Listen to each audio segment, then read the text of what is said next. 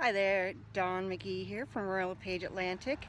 I'm kind of putting my money where my mouth is right now as far as improving your curbside. I just wanted to give you a couple pointers as I work through this garden. I always like to see a natural looking bark.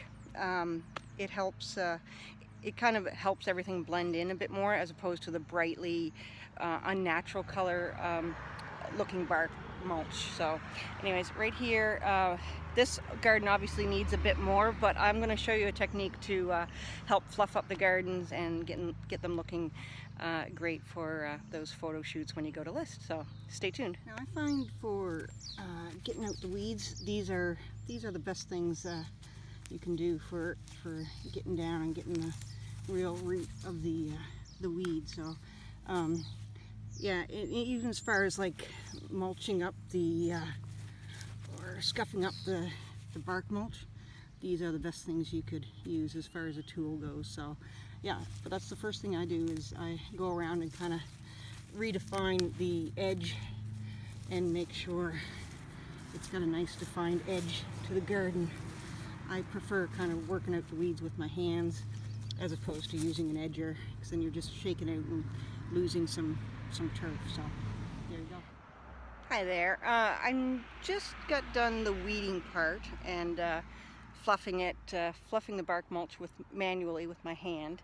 So I also took the time to trim up the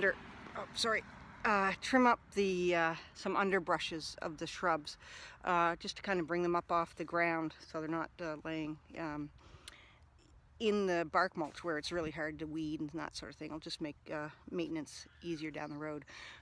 One thing I wanted to mention was if you're going to install some bark mulch, I've always found the best thing to do is really get in there and cultivate it. Get all the weeds out right to the very bottom. Don't just rip the tops off, because I know that's easy, but really get the root of the weed and go down quite deep.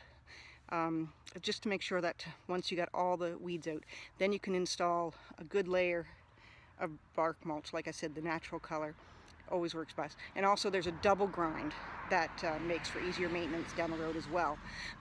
The double grind is obviously chopped up so you don't get those long strands and stuff like that. So when you're trying to fluff and rake later on, you don't lose as much bark mulch if you go with the double grind.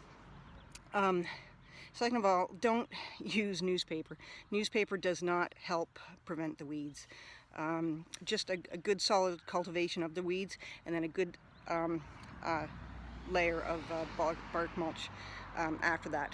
And then from there, what I usually do is pack it down in a way that doesn't look like it's solid, but there's a way to pat and compact it, and that will get you farther as far as maintaining or holding back the weeds.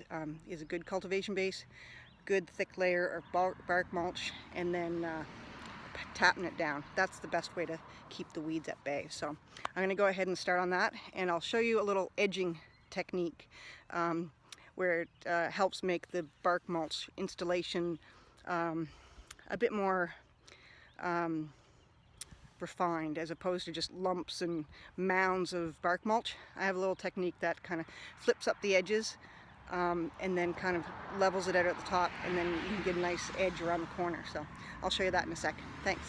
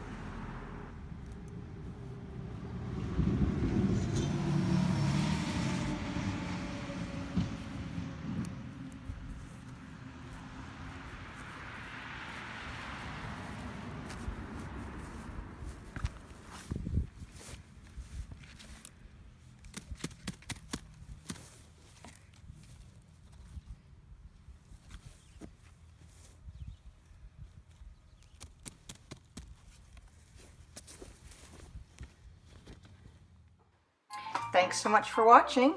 I hope you enjoyed that video, and if you did, please pop over to my YouTube channel where you can like and subscribe for lots more real estate content from me, Dawn McGee.